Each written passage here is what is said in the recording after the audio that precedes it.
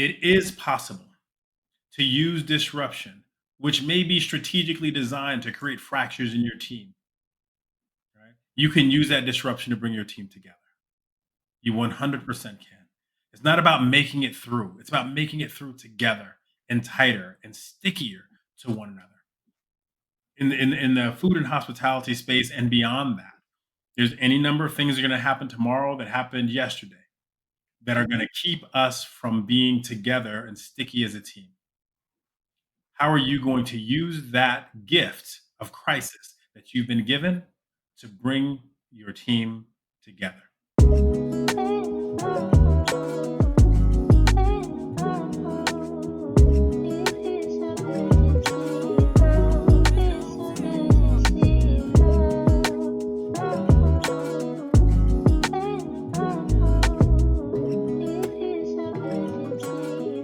Welcome to another episode of the Prosper Brief. I'm your host, Jeremiah Wynn, and today we have what I believe is going to be a very important episode.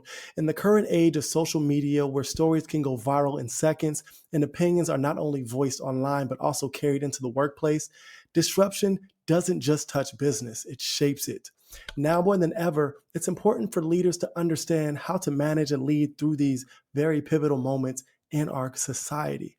The challenge not only is to acknowledge the current climate, but to continue building unified teams while ensuring clients remain confident, satisfied, and happy.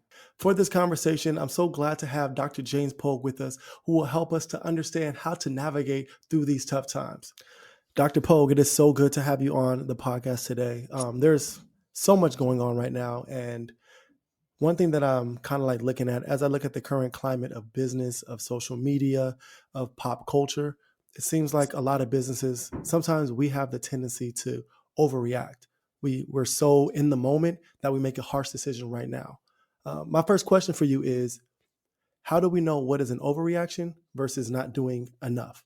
Like how do you discern what to do? That's a great question. And I will start by saying oftentimes you don't know until after whether or not you have overreacted or underreacted. And so you have to give yourself grace, right? And so if you can start with your preparation, and if your preparation involves the testing of yourself as a leader, the testing of yourself as a follower, as a team, as an organization, in stressful moments that look like, smell like, taste like crisis, Yeah. then you can get accustomed to what the boundaries are of too much, too little. What does it feel like when we're starting to get towards those moments where in the past, in our practice, we've done too much, or in reverse, when we've done too little? Right. So it's not about trying to assess in the moment what might be too much. It's using past experience to predict future behavior, particularly yours, your teams, your organizations, your peers, your industries, etc. But to give it, as I said, give yourself grace in the moment to recognize that the decision that you make will be critiqued, and hopefully harshly, maybe not negatively, but harshly, by those who are coming after you, and by yourself as well. So you know when it's too much if you've practiced what's too much in the past, if you've studied what's too much in the past. You know if it's too little if you've practiced what was too little in the past, Mm. and you've studied what was too little in the past. Wow, that's such a great answer. I was having a conversation with Derek Gaskins at Prosper Forum, and he's in the convenience space. And he said, when you make a decision and it's not working, you change it immediately. What are the timeframes that we should be looking at to discern whether we made a good decision or not in those moments? So that's a great example, and Derek's a smart guy, and he has the benefit of having studied the history. He knows that in the past, if they make a decision around, say, gas price points, how long do you have to make a decision? This long. That's what history has told us.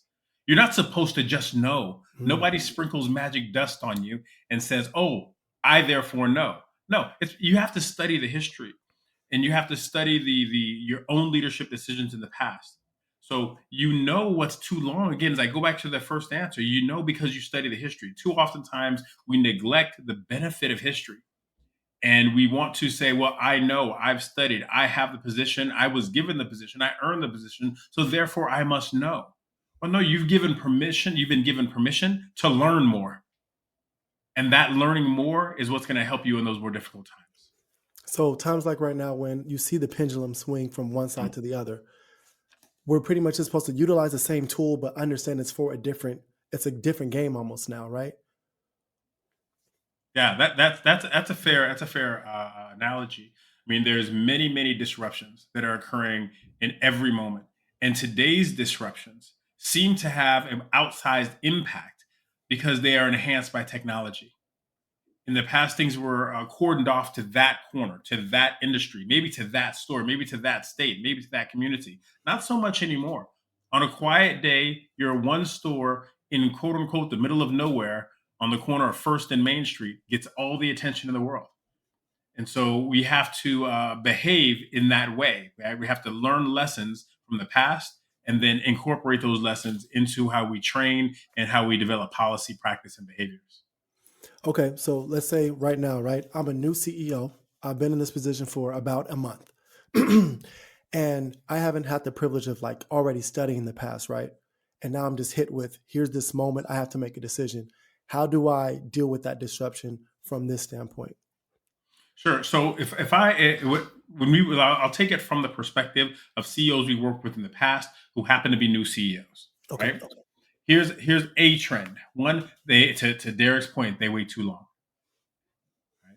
They wait too long. So the if you need to if you need to pivot, you pivot quickly. You inform your team that this is what's going to happen. You get the best advice and counsel from them, and you make the decision and move forward. And you reach out to your peers and you say, "Here's my situation. These are the one or two decisions that I have to make, or the one or two options that I have to make. I'm inclined to make decision number one. Right? What do you think I should anticipate is going to happen next?" And that so again, studying the history is not the same as taking advantage of people who have experienced the history, Hmm. but both give you the benefit of the history, right? Yeah, that's great. And for in our conversations when we were kind of going over this podcast episode, one thing that you mentioned was the way that a lot of leaders are promoted, whether they be from the fry cook to the manager to the district manager. A lot of reasons why some of these people do get promoted are from a technical standpoint. Wh- How do we equip these leaders and give them leadership skills to where when they are promoted, they're not just promoted based off of their own skill set, but they're also growing in that role? Yeah, it's great. It's a great way of framing that. And I'll just put a little bit of meat on the bone before I answer the question. I've asked leaders many times before in your organization and in your industry. Do you believe that people are promoted up from one position to the next leadership position because of technical skill sets or because of a recognition of their leadership ability? And over again, it's because of technical skill sets, with the expectation that they will learn how to lead along the way. Which means then that when that crisis comes, it's quite possible that this new leader doesn't know how to do it, or that an emerging leader who's been promoted quite quickly up through the ranks because of their technical skill sets has not had the time to develop the leadership skill sets necessary to be successful. So that then makes it contingent upon the organization to have a set of policies and practices that identify what are the gaps in this person's leadership and then fill those gaps. Right? We have what we call now sort of professional development, emerging leadership programs, et cetera, that I think these are ways of using past mistakes and wins to predict how we're going to develop policy, practice, and leadership development behavior. What I'm suggesting people do is come at it more with a scalpel as opposed to a shotgun. Leadership development ought not be, I'm going to develop you as a leader, period. Somebody has to identify where are the gaps in your leadership and then fill those particular gaps. Hmm. And that I think equips the leader to be able to engage in the disruptions that happen in a more effective way, efficient and effective way. Can you give us an example of a leadership gap that can be costly to an organization? 100%. So let's take, for example, that what we use something called the connection quotient, and in the connection quotient, it measures 16 different leadership gaps that might exist, or leadership strengths that might exist. One of those might be mergers and acquisitions. So when there's a merger and acquisition that happens, we can call that a disruption. I think most people would agree that it is. That there are some leaders that do very well when it comes to that. both on the technical side, on the accountability side, on the emotional quotient side, all of it. They've got it. Others have gaps underneath the merger and acquisition. Another might be new leadership. A new CEO comes in, a new board member, a new board chair comes in. That is also a disruption. And it can cause fractures in the team if not managed well. So another is loneliness. When there's an issue of loneliness that occurs, and there's every evidence to suggest that both in the United States and worldwide, that loneliness is an epidemic, and it is something that must be dealt with on a consistent and active basis. But if you as a leader have a gap in one of those three areas, I'm really good with mergers and acquisitions. I've had new CEOs and new board chairs coming in, out even new local leaders at my local restaurant or at within my region to come in and do the kinds of work that new leaders do. I've been able to strive through that and bring my team together when that occurs. But this loneliness thing, I don't exactly know how to handle that. When I see the symptoms of what might be loneliness either in the mirror or I see it with one of my team members, I don't really know how to handle that well. But then we can take you to the leadership development gym and work on how to lead when loneliness rears its head. Right? We don't have to worry about mergers and acquisitions. We don't have to worry about new leaders. We can focus just on this. Right? And so now I can go to the gym and my right shoulder is weak, so I'm not doing leg presses all day. Right? So you can be able to be very specific to what it is the person needs and help them to get stronger in those areas where there are some challenges. Wow, I love that. I've had multiple conversations about empathy and emotional IQ, emotional intelligence as leaders. And today, how important is emotional intelligence as a leader? And do you feel like leaders are being taught and understanding this enough right now? I think it's as important as it always has been. It's just being called out, say, over the last 15, 20 years, more and more so. And I might even go as far as to say that there's been an over indexing of it Mm, in the last 15, 20 years. That's something I call the feelings paradigm, mm, right? That my feelings matter. And I think feelings do matter, but I think we also have to agree, particularly those of us in leadership positions, that that feelings are not facts, right? yeah. Yes, your feelings are important. Yes, your ability to empathize with people is important and will help the organization be more productive. But so is accountability, right? And so we can spend a great deal of time between me and team member number one, uh, recognizing the emotional challenges, being empathetic to one another, but we still have to get work done. The deadline is still the deadline. The productivity measure is still the productivity measure. The KPI is still the KPI. It doesn't change because of the feelings that I have about a person, about a situation that is occurring. So in balance, we have to have accountability and empathy. Our EQ must be high and strong, as must our CQ, our connection quotient. And those are not more important than the other KPIs that identify productivity. So as I've been doom scrolling, as they say, on like social media, Instagram, TikTok, I am hit with a plethora of emotions, whether it be, is this comet about to hit Earth or I just, there's so much going on, right? But, I feel like I'm a very sound individual and I feel like I don't read too into the hype and I don't get too emotionally invested into what I see on my phone. However, I can recognize that there is a whole generation of people who get very emotionally invested and tied to what they see on their phone. So as a leader, how do you lead a generation of teams that feel like their feelings are fact, that feel like their emotions are fact? How do you go about that, being mindful of how they feel, but pulling them up? Yeah, so I'll go back to where you started. Those of us that get caught up in the doom scrolling, as it were, right? Yeah. We're not special. It's not just you that's doom scrolling. It's us, which is why it works. The algorithms work. The machine works well, Yeah. and it works well because it pumps us or pricks our emotions.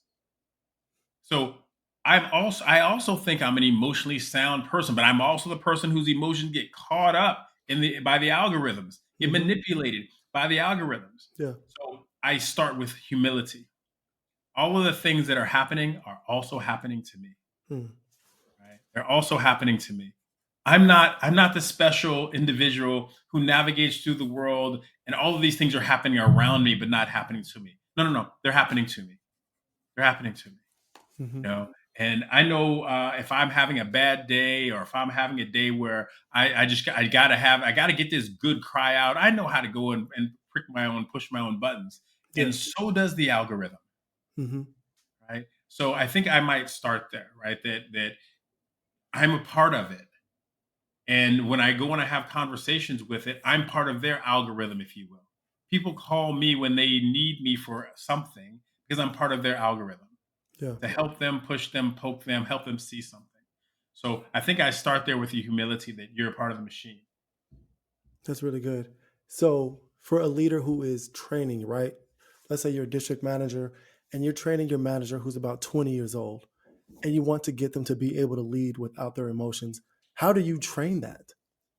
Yeah, I wouldn't get them to train without their emotions. I'd get them to see that they have them, Okay. right? And these emotions are going to reveal themselves at the most unexpected time. And so, if in the training you can prick that emotion, you can draw out that emotion, you have their particular example to use. Hey, remember when we were training and we oversensitized you with this, or we had somebody to lean in and to pretend as if they were the drunken person at the bar that was doing too much, and you were trying to get them to calm down, and you wanted to stop serving them, and they kept pushing and they kept pushing, and you really got upset at them. That's going to happen again, and that's going to happen again, and that's going to happen again. You're a real live human, and that's supposed to happen. That's why we put this policy in place, right? That helps you to manage that. Telling people you need to manage your emotions, that's not necessarily a fair ask of people, Mm. especially if they haven't had experiences doing just that. You know, I was going to say if we can identify those gaps as I mentioned, and then train for those, right? You have to train in such a way that the lowest common denominator is very high. That your worst day is a high performance day. Can you give us an example of what kind of policy we might be able to put in as far as like looking at what's going on, seeing how divisive and how polarizing our culture is right now, right? If I'm sitting in a restaurant and I have a waitress who has completely different beliefs than the person she's serving, and perhaps the person she's serving is wearing a certain type of clothing or they have a certain tattoo that is triggering for her, what kind of policy can we put in to make sure that she doesn't become so triggered to where it does end up being costly for the business? Yeah, I think exactly what you just said. So, with if I am the organization, and there is been in our past, or we've learned from our industry that because of the uniform that people might be wearing that day, whether it's the tattoo or the hat or the shirt or the whatever it might be, right, and that might quote unquote trigger you. It is that triggering point. It is that triggering point where you need to act and behave, and we develop policy around that.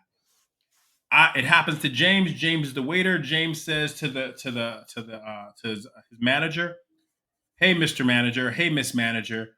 So and so has a T-shirt on, or a hat on, or a tattoo that is really just scratching me and moving me the wrong way. I am struggling to give them the best possible hospitality." That that there's a policy that is written that says if you are feeling this way, you are obligated to tap your manager on the shoulder and let her know I'm struggling a little bit here.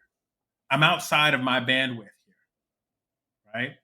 Then the manager can provide you the proper support, right? You've now upgraded that. On the flip side, what kind of policies have you seen or do you think companies should put into place for the way their employees are to behave on social media when these different polarizing moments are happening? Like like what to post, when to post, how to post. Like what do you think is a guardrail to put in place? So I think if we go back, we can start with there's any number of case studies one can pull down, Yeah. right? And say, incident number 5 happened. When that happened, 5 of our team members posted about it on their personal websites or personal social media, etc. Right? They referenced the fact that they work for us. They referenced the fact that they're a team member, and they gave their particular feelings about it. Right? And here's where they got outside of their decision making ability and authority. And here's how it impacted our brand as an organization. Yeah. Because we're all probably great about it when somebody says, I love my organization. I just got promoted again. They gave me this really cool award. Look at me and the boss. Look at me and the CEO. Look at me and my team members in this picture. Right? Hmm. But if we have a brand harming incident, Yeah. and that same team member does something similar, well, then maybe we're not particularly as happy about it. So I think you have to have the case studies around it to talk with people so that they can see that there are different ways, better ways of handling this that help that young person if they're young, help this new person if they're new, help this senior person if they're senior, or help this person who has a wobble in one of these 16 different areas of disruption that I mentioned before. They were Hmm. very good when the disruption was a promotion. They were very good when the disruption was the CEO came to visit. They weren't so good when the disruption was their best friend got terminated for tardiness. Yeah. So it's teaching them how to manage disruptions, right? And how to use those disruptions to bring the team together. That when these kinds of disruptions happen that trigger a particular kind of thought or a particular kind of emotion, the triggering I mentioned before, that is when you are asked, the policy suggests, maybe requires that you tap your leader on the shoulder and say, I don't feel good about this. Hmm. Right? And that's before you go to your best friend social media and say, let me tell the world about what's going on. Yeah. No, that's really important. I'm looking at like again, once again, looking at social media, seeing people who are getting fired, seeing people who are losing scholarships based off of things that are going viral, right? How can we how often do you think leaders should and organizations should equip their teams to understand how to behave during these times? Should it be an emergency break glass, or are we talking like quarterly, constant, just driving the point of if something were to happen, how should you behave? What do you think? I think more than biannual, more than annual, more than quarterly. Many organizations have that their morning huddle at their restaurant or something to this of this fact, and it's a good time to bring up a mini case study of all right. So let's just run through something. Let's say that we have someone come in and they've had four too many drinks, and it's 5 o'clock, and the news is on, and this kind of stories comes over the television screen, and you hear somebody say this. How might you respond? Right? I Mm. think it's that kind of walk through, talk through as often as possible so that we can get people reps in how to handle these triggering behaviors, how to handle the behavior that somebody else gave them, the energy that somebody else gave them. We have to give people reps. And the more reps we can give them, the more we can expect them to behave a particular way. And Yeah. then that gives us an opportunity to remind them, hey, we've gotten outside of your comfort level, tap somebody on the shoulder. Outside of your decision-making authority, you tap somebody on the shoulder, right? And it's Hmm. okay to walk away. It's okay to create space. It's okay to insert yourself, right? Let me give another disruption that might occur that we've heard something about. We hear about human trafficking, Hmm. and if we see something, we should say something. Say something to who? And what does say something look like? Right? If we see a person who I think they might be being trafficked, I'm not sure. What should you do? Yeah. Right? Those are things we need to practice because who knows what I went through Yeah. from a human trafficking situation. Maybe it was me who was trafficked when I was younger, just 6 months or 6 years ago. Maybe it was my mother, my cousin, my best friend. So I might need a little practice in getting those reps. Yeah. One thing that I'm kind of like thinking, I'm like, some of this stuff doesn't seem fair, right? It's not fair that certain organizations are going out of business because something went viral, something was exposed. But what do you say to that? What do you say to people who feel like this just isn't fair? It's not right. Social media shouldn't have this type of power over my organization. Two things can be true at the same time. It should not, and it does. It should not, and it does. So what can we do? We can prepare. We can prepare. If you haven't had a viral incident that is negative, just keep living. Just keep Yeah. living. It's something a pastor told me at a friend of mine's funeral. He says, if you've never been on the front row at a funeral, Just keep living. Hmm. So this is the same because we all want we That's so sad. Man. we Man. all want the viral moment that helps us to reach the next level of notoriety and productivity and profitability. We all want that one, right? So we also have to prepare for the opposite happening as well. Speaking of that, on a lighter note, right? You see people like Keith Lee who can go to a restaurant and all of a sudden overwhelm a business overnight to where they're just thousands of people are lined up. How do you prepare for those type of disruptions through social media? Uh, some things are not possible to prepare for. You don't Mm, exactly know what's going to happen when you have 10 times as many people in half the amount of time, yeah. right? But you do know that you have a certain way of behaving, and you do your best under normal circumstances as a leader to put your team under stress that is beyond the day to day, right? You put them underneath the stress, or you ask them questions about the stress that's beyond the day to day. And that gives you an opportunity to ask for somebody to ask a question like you just did, a very rich question, like, well, what happens if we normally get a rush of 15 people? What if we get a rush of, I don't know, 100 people? What should we do? Mm-hmm. Should I ask people just to hold on a second and then call for help? I mean, should I just try to handle it myself? Should I try out there and try to police the crowd? What should I do? Right. And in those moments where we put our teams in these stressful moments, then that's also an opportunity for new policies or practices or behaviors to be revealed. The Mm, kinds of things we should have had in place a little while ago. yeah. Wow. What are three of the most important skills you think that a leader needs in order to cultivate an effective team during disruption? In today's marketplace, confidence on balance with humility. I think part of the feelings paradigm is also grew up around the hyper individualism paradigm that look at me and look at my feelings, look at my personal branding, Mm-hmm. right? Not my organizational branding, my family branding, my friend branding. What if personal branding never existed? But what did exist with just as much vigor and life and power was my family circle branding. I Mm, only brand across my friendship group, right? yeah. But Jeremiah is one of my friends, and he fell and hurt his face, right? He did something stupid or silly in Las Vegas, right? And that's part of that brand of impacts me. Well, Jeremiah I would have to have a conversation. Yeah. Hey, how are we going to get this back together? Because we don't brand individually; we brand as a group. Yeah. So I think that confidence and humility in equal measure are that that's I call that let's call that one skill set. Mm-hmm. The other is the courage to make people uncomfortable over and over and over again for the benefit of them, of the organization, and of the team.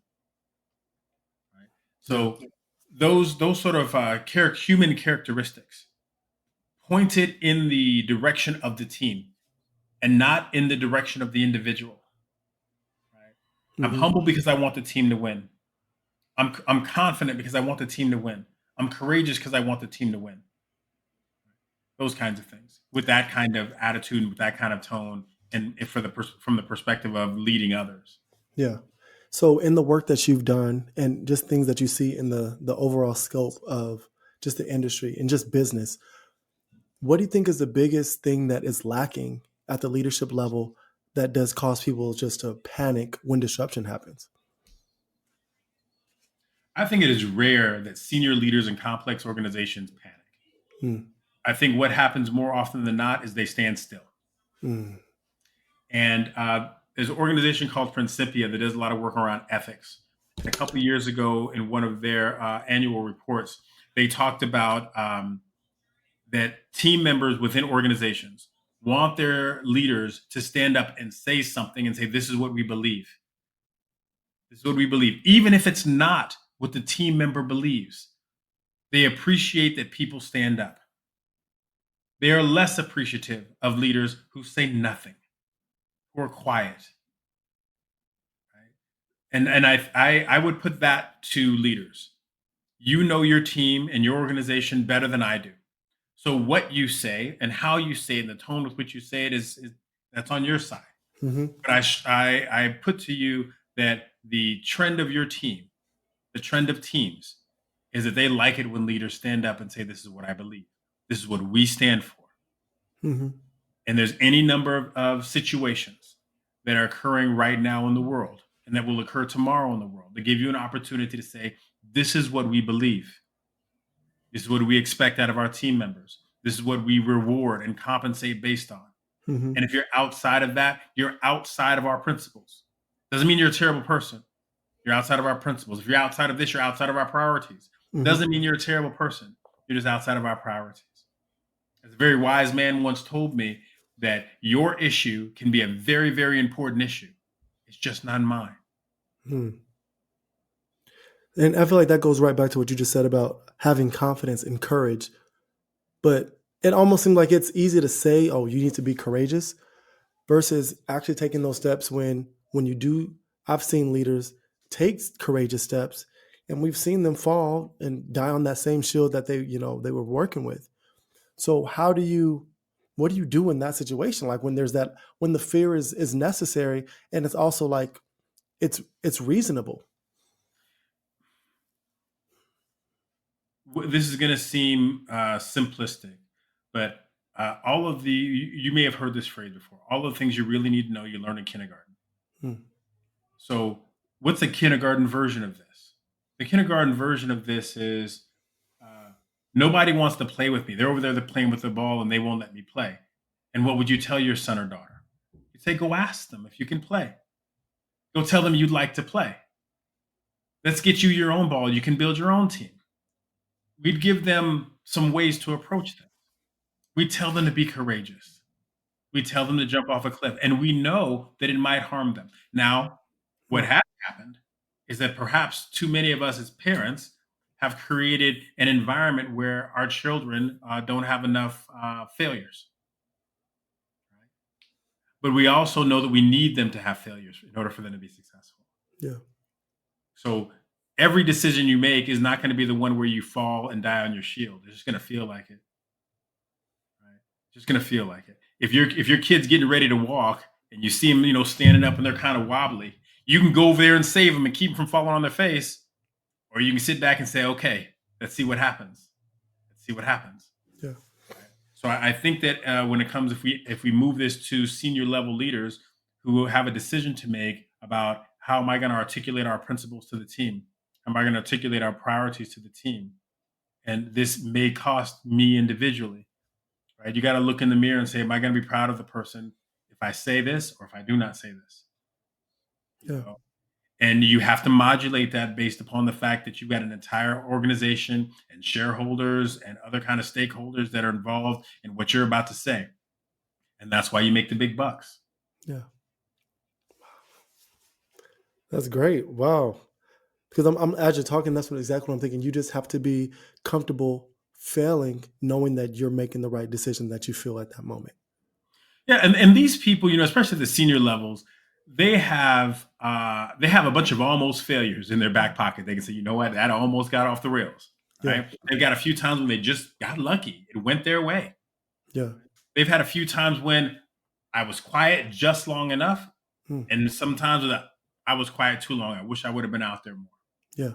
So they have their own history to learn from. They have peers that they can call, and then when the time comes, they've got to make a decision, and you make the decision based upon all of those pieces. And you have to identify: am I being courageous enough?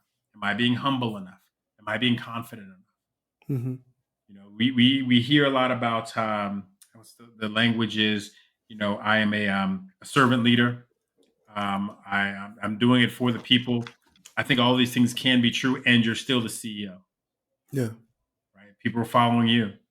People want to, ask to, need to follow you. So that Yeah. requires, therefore, that you lead. Do you feel like do you feel like there are many leaders at that level who they're leading and they actually don't really have confidence? Yes, yes. We use this phrase, the imposter syndrome, Yeah. right? We've used it way from a percentage perspective, way too often on women. There's a ton of men probably just as many, if not more, that have imposter syndrome too. You get behind the desk for the first time, you get the promotion for the first time, second time, 10th time, and you don't feel like you're quite all the way there.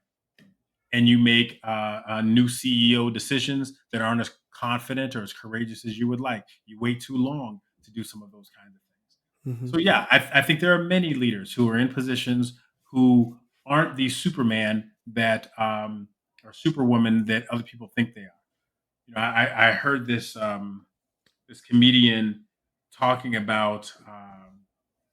I think he was talking he was telling a story, and the story goes something like this. He was doing something where he was giving a prize, and the prize was a monetary prize. And this guy who's kind of a beefy looking guy came up to me, kind of a well fit looking guy. He wins the award, the award, and he gives it to him. And the comedian is looking at him. He says, "Hey, you're looking like this is impacting you, right?" His face is a little perhaps emotional or something. And he says, "Yeah, winning this." He says, my daughter's birthday is coming up, and I didn't have the money to give her a party or get her the gift that she wants. This money is going to allow her to see me as the dad she thinks I am." Mm. I was like, Oh, "Oh, that's that's it, right?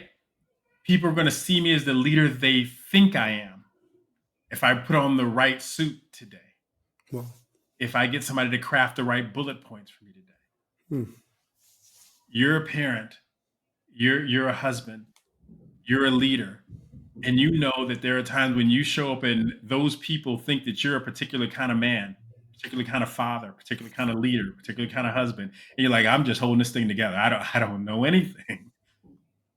I can barely spell dad, let alone am I a good one. yeah. One of the things that I stay pretty firm with, if I talk to somebody for 20 minutes, 30 minutes about family or just comfortable stuff, and they haven't said anything about the wobbles in their life, you know, and their kids are perfect and their marriage is perfect, oh, I can't trust you anymore. Mm, yeah. You have to give me the horrible stuff, but just a little window into what, I'm just doing the best I can as a parent. Yeah. And I feel the same way about leaders. If everything is going well, and I feel like our connection is such that you could reveal a wobble or two, but there's active work around not doing that, then maybe I need to work harder on our relationship, or maybe there's something else going on. So, with that being said, do you feel like during these times of disruption, you need to be okay with understanding that there is going to be a wobble and not feel like one decision you're going to make is going to be the perfect solution? That's it. And that knowing that it is possible to use disruption, which may be strategically designed to create fractures in your team, right? You can use that disruption to bring your team together. You 100% can. It's not about making it through. It's about making it through together and tighter and stickier to one another. In the food and hospitality space and beyond that, there's any number of things that are going to happen tomorrow that happened yesterday that Hmm. are going to keep us from being together and sticky as a team. How are you going to use that gift of crisis that you've been given to bring your team together? Crisis as a gift. Oh my gosh. That's that's such a great way to look at this because these crises, it exposes your team. It allows you to see exactly where the holes are. It see exactly who you have in certain positions who should not be there. So now it's up to you to really evaluate it from that standpoint of, okay, cool. Now we get to look at it from a clean slate, right? Yes, and let me add to that. Mm-hmm. It also exposes the kind of leader you are and Mm, where your gaps are. Right?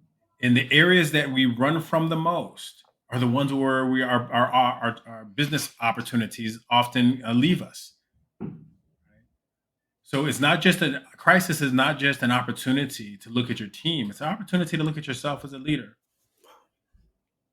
And if you can predict it out, you can see the gaps you have as a leader in the future and then get mm, help before the real crisis happens. yeah.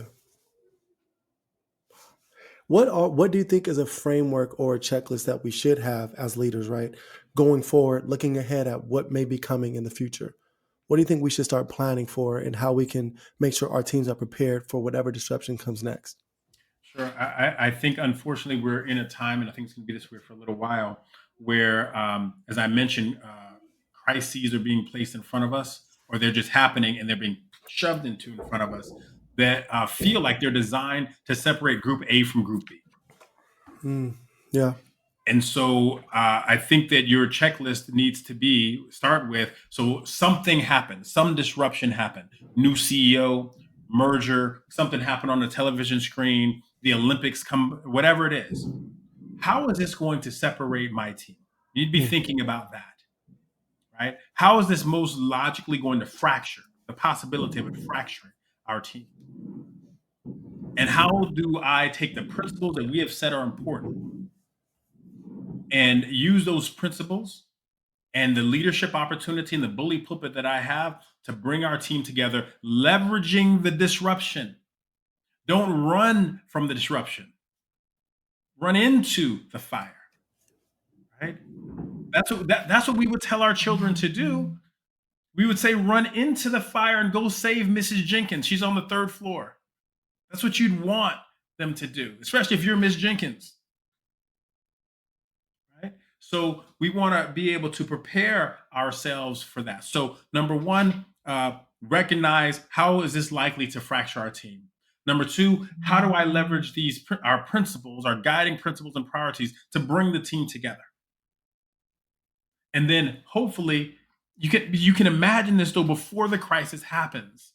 We don't have to wait for the crisis to happen to train for the crisis that's going to happen. Your team should be annoyed that you keep putting them in these odd circumstances. They should be saying, "Come on, Madam CEO, you keep giving us these case studies that are never going to happen." They don't have your visibility as a leader. They don't have your area of responsibility as a CEO. Your job is to throw them in the deep end with nothing that's going to save them but them and the team. That's it. How are we going to get through this together? So I think those are the two and a half pieces on the checklist. How is this crisis likely to fracture us? What are the principles that we have that I ought to be using to pull them together? And to the rising leaders who are at the management level, mid management level, who are hoping to one to be in the C suite, how can they begin to prepare and understand how to navigate disruption, even from where they're at, from their vantage point? Sure, sure. So they are not absolved from responsibility because at their area of response, at their level of responsibility, their level of decision making authority, they may see the exact same disruption differently than their C-suite leader might. So they are required, right? And this is a policy. This is a practice where a C-suite leader can say to their teams, "You are required to look at the disruption of the moment from the perspective of how it's going to fracture us or bring us together. And when you think we're missing something, it is your responsibility to raise your hand and say something." It is required because the solutions that we come up with on the East Coast may not apply on the West Coast. The thing that happened in the dirty South, in the deep South, right, may not even be visible to the people in the Northeast. So the people in the deep South need to raise their hand and say, "This is the challenge." And not just identify the challenge, but have the forethought to identify one or two solutions that you can get behind. Dr. Poe, this has been so insightful for anyone who is listening and they would like to either work alongside you and you can help build their team and help incorporate these policies. How do they find you and how can they work alongside you?